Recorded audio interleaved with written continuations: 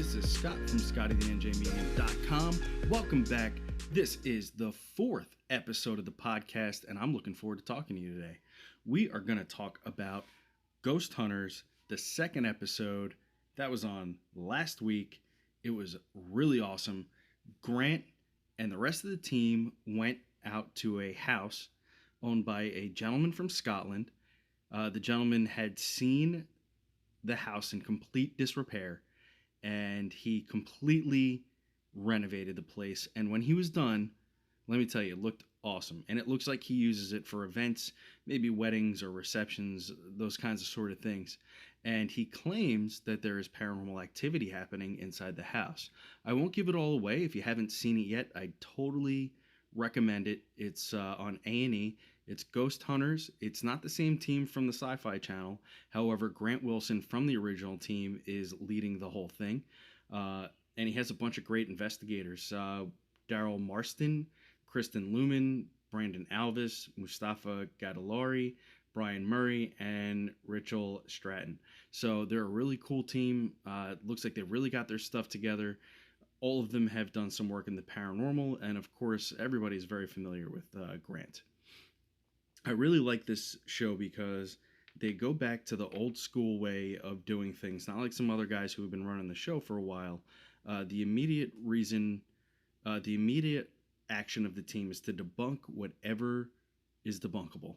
And what that means, and I'm sure a lot of you people listening are paranormal investigators, but basically for anybody who's new checking this out, to debunk something paranormal just means you try to find the most logical and rational explanation for whatever somebody is claiming is paranormal. That could be in their home, that could be in their business, that could be out in the middle of a field. It really doesn't matter where it is, but you always want to try to find the most logical explanation for whatever's happening before you say that there is something paranormal or a spirit or a ghost, alien, Bigfoot, or the Loch Ness Monster causing the issue, right? So we really like that approach. At least I do, as somebody who is somebody who actively investigates the paranormal. But Scott, you're a psychic medium, right? Yep, that's true. Well, what are you doing then? Why are you trying to debunk stuff? Wouldn't you just know if there's ghosts there? Yeah, that's a good question. I would actually, for the most part, know if there's a spirit or a ghost running around, but that doesn't mean that if there is something or somebody there actively doing something, that it'll explain all of the things that are paranormal.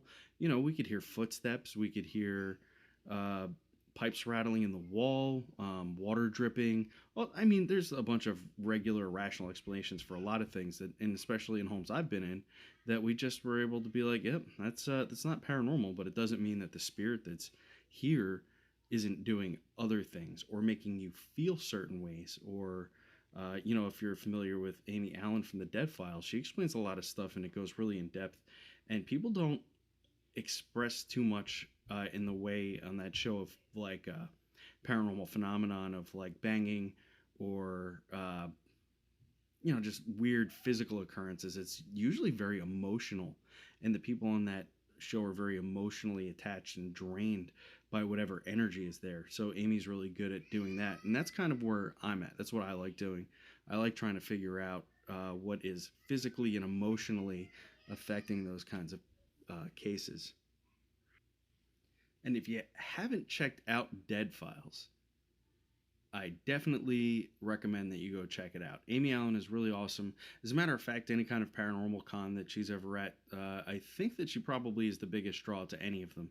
It's really interesting how she does what she does. I have met her several times on occasion, and she's always given me really good pointers. So if you are developing psychic or medium or have questions about the afterlife that pertain to psychic phenomenon or mediumship, she's definitely somebody who, if you can get 5 minutes of her time, I recommend you ask whatever questions you have, because she's really awesome and she does a good job at explaining things, even if you're a beginner. Anyways, back away from Dead Files and Amy, back to Ghost Hunters, which we were talking about. Sorry if I get a little off topic. I just love all these really great shows that are out there right now. So back to Ghost Hunters. The second episode was really cool, and I'm just going to talk about one instance Maybe spoiler alerts, not really though. So there's a moment in time where the cast is in a room with the owner of the residence, and they're sitting in this big room, and they're talking to the alleged spirit that's in the house, and they have had like zero luck or zero experience through the episode of getting anything interactive happening. Then the homeowner starts talking about his deceased mother, and the tri-field meter spikes, like from nothing to full on spike. It seems to be more than a coincidence that it happened, and I think it's really interesting because we think, and just to clarify this real quick, I think ghosts are very earthbound, and I think that spirits are souls that have crossed over that can temporarily come back and speak to us or make their presence known, and then go back to wherever it is we go when we cross. Okay.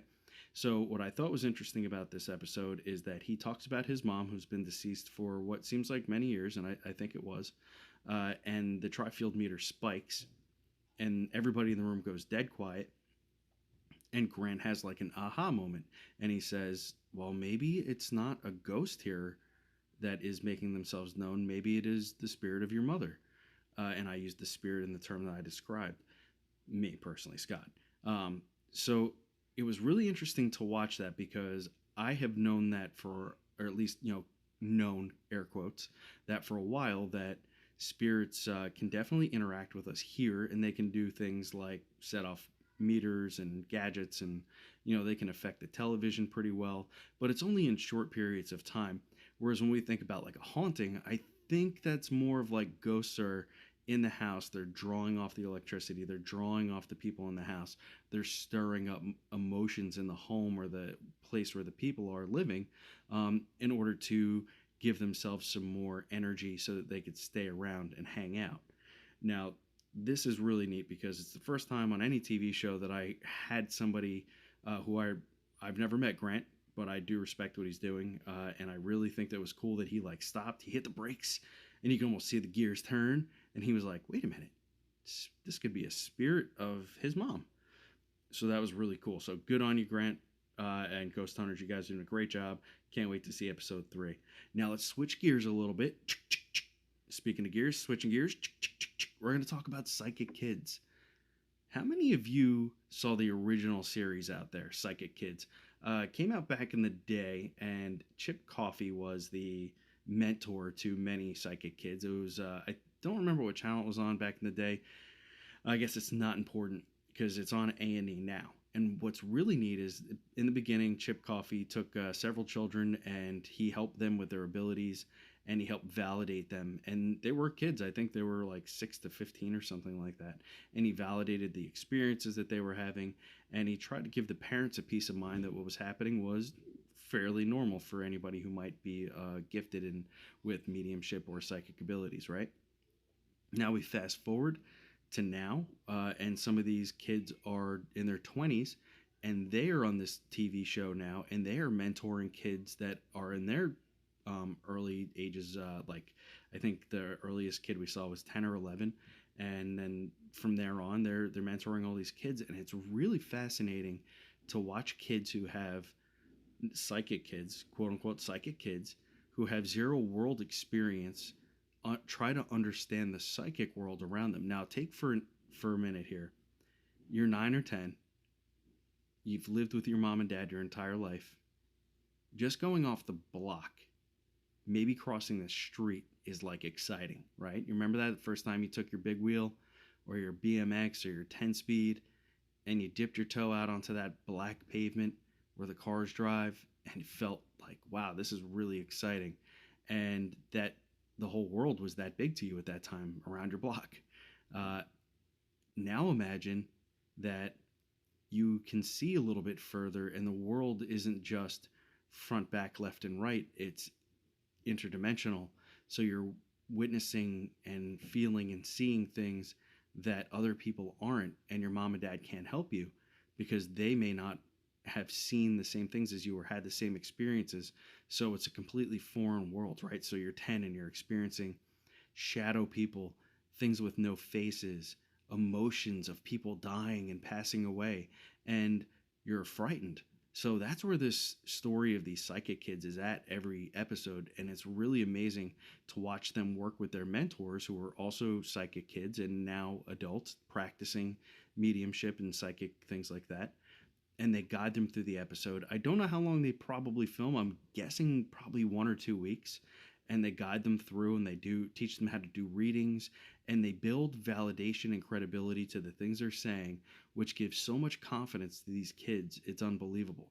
And for that, I have to say, hey, really good job on the show for doing that. And I know they're doing it for ratings, but I hope that there's a couple people there who really do have their heart in the right spot to say, like, hey, we're helping a bunch of kids uh, feel better and sleep better, and they're giving peace of mind to the parents and the families that have them. So good job. And if you haven't checked that out, it's on right after Ghost Hunters on A&E. I think it's on at 10 o'clock and Ghost Hunters is on at 9. So every week I'll probably talk a little bit about these. If there's anything extraordinary in the shows, I'll bring it up and we'll talk about it. If there's anything that you liked in those shows or you want to talk about, please leave a comment down below. If you're listening on SoundCloud, thanks. Give it a heart and hit that little recycle button so other people will hear me. And if you're listening on YouTube, thanks a lot. Hit the subscribe button, ring the bell, and make sure you don't miss any episodes because we're going to do a lot of podcasts. I'm going to have some guests, and we're going to have a lot of fun. And let's just talk real quick. The Shanley Hotel, October 8th, this year, 2019. Myself, Mike, and Brian from the Demon Files, we're going to be hosting a charity event there with the hotel. You get to sleep overnight in a haunted hotel. You get to sleep overnight in a haunted hotel. No, I didn't just do that for editing purposes. I wanted to say it so that you could hear it again. It's really cool. You get your own room, a place to stay. You're going to be hanging out with myself, the owners of the Shanley, and Mike and Brian, who are super awesome and amazing investigators.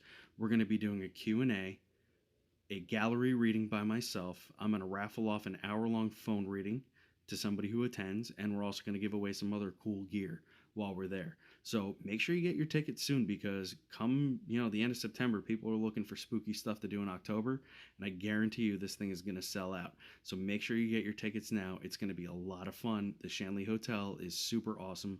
You can look it up at the shanleyhotel.com. It might be the haunted show, shanleyhotel.com. So check that out and get on board quick. And if you're patiently waiting for local spirits, don't worry. We still have Chris down in the basement. I'm going to say it every week until he gets that episode all edited. But it takes a lot of work, especially when it's one guy with lots and lots of footage to go over.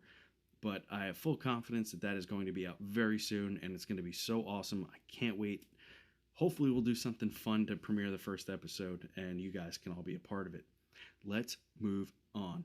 So, do you think that in your lifetime that you've had a psychic event happen to you or a paranormal event happen to you, but it was more so because you had more insight, perhaps a little glimpse of what it's like to be a medium or a psychic? I think most of you probably have and don't realize it. It's one of the reasons why I created my website, scottydthenjmedium.com. When I started heavily getting into learning how to hone my own gift, I wanted other people to have a really good spot to go to that they can just read things kind of in layman's terms, and you can tell how layman because it's bad grammar, bad spelling. I try to separate paragraphs, but that's about as the best I can do. So hopefully everybody who's been trying to take advantage of that likes it.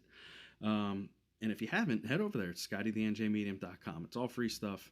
And I just try to relate to everybody as best I can what I do and how you probably could do some of what I do as well. So today we're just going to talk real quick about the baseline of having psychic abilities or mediumship capabilities or, without the label on it, intuitiveness beyond that, okay? Clairvoyance, clairescence, so on and so forth, anything that fits in there. First off, let's talk about the big mystery. You probably have all heard about it. I addressed it in my live Facebook video last week, the third eye. Somebody asked about it, and I gave a real brief description. I'm going to do it again. So the third eye is in between your two eyes, your two physical eyes, and up a little bit, and it's set back in your brain, and it's actually called the pineal gland. It's a tiny little pine cone looking gland inside your brain. And scientists this day don't really know what it does, but if we look back into ancient history, especially in the Hindu and those sorts of religions, they have those symbols everywhere. The pine cones. It represents wisdom, insight, clarity, and of course, the third eye, the ability to see beyond what is right in front of us. And there's tons and tons of videos out there about opening your third eye. I've made a couple. I try to keep it as easy as possible. And if you're listening right now, basically what I could say to you is that if you have a good imagination and you can close your two physical eyes and picture something really well in front of you and either describe it really well in words or paint it or draw it or even verbally espouse what you're seeing, then your third eye is in good shape. If it's just black when you close your eyes and I described a beach to you and you couldn't really see it, then we might have to do some work on opening that up. But that's okay because I think everybody has that. It's just a matter of getting you in tune with what your imagination is. Because when people ask me, where do I see all this stuff? I say, I just kind of let my imagination run wild. And it just so happens to be very accurate when I'm doing readings or I'm investigating spots where there's paranormal activity. So there is some sort of influence happening from the outside to spark my imagination to work in the way it does in order to get the information that's coming out. And so many times it's super accurate. And even myself, as I mentioned at the beginning of this, I remain skeptical to a lot. So that's why I have a high degree of criteria for when I do readings, which means that if it doesn't work, I don't try to make things fit. I don't try to be right or take the information that I wrote down or spoke about or wrote and try to stretch it to fit my narrative. It doesn't work that way. If I did that, I'd never be right. So what we do is we let the information come out, and if it doesn't fit now, we see where it might play out later. And later could be days, weeks, months, or sometimes it's at the end of the reading, we'll go back and be like, holy cow, look at what I wrote down. And that matches exactly what we're talking about now. So it's a very interesting sort of phenomenon that happens. So when you're basing yourself and getting a good baseline, ask a friend to practice with, sit down with them and be like, look, maybe you just want to try your psychic abilities. Look at them, close your eyes, and if you see a coffee cup show up in your imagination or the word coffee cup jumps out at you, write it down and go from there. If you see Clifford the Big Red Dog, write it down. If you see tire tracks, write it down. If you see children being sick, write it down. And when I say see, I mean if you hear it in your thoughts, if your imagination brings that forward to you, write that stuff down. And without telling your friend, who should be sitting right in front of you, by the way, and then after that, after you've written it all down, go back to them and say like, hey, does any of this stuff work? Does any of this match what you were talking about? What I was talking about? Does any of this click in any kind of roundabout or solid way? And I bet you'd be surprised at how much they'd be like, oh, Clifford the Big Red Dog and sick kids. My mom used to read me that book all the time when I was sick. Oh, okay. And what about this coffee mug? And then your friend might say, could you tell me what the coffee mug looked like or whatever? And you'd be like, well, it's strange. It looks like there's a building. Like, I don't know, what is that? Like this Empire State Building. It looks like it's the handle. And they'll say, oh my God, that's my mom's coffee mug. When she was alive, she drank out of it every day. And we got it when we visited the Empire State Building when I was a little kid. Now you have your validation of who you're talking to. Mom who would bring that mug specifically with that handle on it, which is very unique, and then some other things that would spark a childhood memory and get you going in the right direction. So those are the kinds of things that I think if you practiced enough, anybody who's listening to this, you could get to at least that degree of being able to do this. And then you go from there and see where you're comfortable. And every week from here on out, I'm going to try to come up with new examples and new ways to explain this and test your own baseline. And if you'd like, leave me messages down at the bottom. Are there things that I have already talked about on my website that you liked? Are there more things that you'd like me to expand on? Would you like more information about this exercise that I've just given you? I think that we have a lot to explore, and I'm going to keep doing these podcasts. It's an excellent way to reach out to all of you, give you some information, and talk about things I'm interested in, and also get really good feedback from you folks. It's been working really well. I really appreciate it. Tell your friends about it, especially if they're into the paranormal or psychic development, or maybe they're just looking for a medium or a psychic and they'd like to get to know that person, obviously me at this point, before they go see them, send them over to my podcast, send them over to my YouTube and my, ScottyTheNJMedium.com. Let them experience who I am, and then they can talk to me. In the meantime, I'm gonna go upstairs because I'm in my mom's basement where I always do my videos, right? And I'm gonna go enjoy some ghost hunters tonight, and then some psychic kids, and I'll report back to you next week on that stuff. And in between, I think there might be another podcast. I've been talking to my boy JT, the cameraman, and I think that we're gonna talk about some weird New Jersey stuff. So if you're here in New Jersey, what were your favorite weird New Jersey stories, or what were your favorite weird New Jersey adventures that you went on? Tell me, leave me a message down in the comment and let me know. If you're not from New Jersey, have you heard about any weirdness in New Jersey? I mean, like, aside from the Jersey Devil and maybe Atlantic City, right? If you've heard about anything cool here, let me know. And if you have anything cool where you live, even if it's out of the United States, tell me about it. What's the mystery and the lore there? Are there ghosts? Is it paranormal, UFOs, Bigfoot, Loch Ness Monster? Let me know in the comments. I really appreciate you guys listening. I hope you're enjoying this. I'm getting to the end of my time for tonight. It was a real pleasure talking to you. I cannot wait to get the next one out. I'm getting done now, and I just can't wait to watch the next episodes of Ghost Hunters and Psychic Kids so I could tell you more about it next week. Thanks again. Like I said, if you haven't yet, please subscribe. Please leave a message and like it wherever you're listening to it, and pass it along to your friends. It was a real pleasure. I'll talk to you guys real soon. Thanks again. It's Scott from ScottyTheNJMedium.com. Talk to you later.